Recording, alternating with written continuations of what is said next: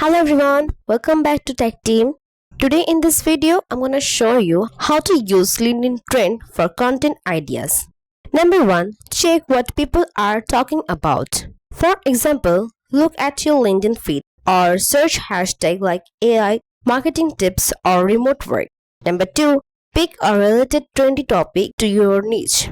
For example, if you are working in digital marketing, an AI tool is trending now. So write 3 AI tool I use to speed my social media content. Number 3. Share your opinion or experience. For example, AI tools are helpful but they can't replace your creativity. Here is how I balance both.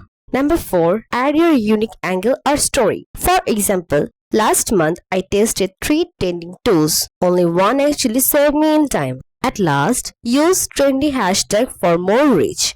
For example, digital marketing, content strategy, AI tools, etc. That's it. If you all like this video, please like and subscribe to our channel. Thank you.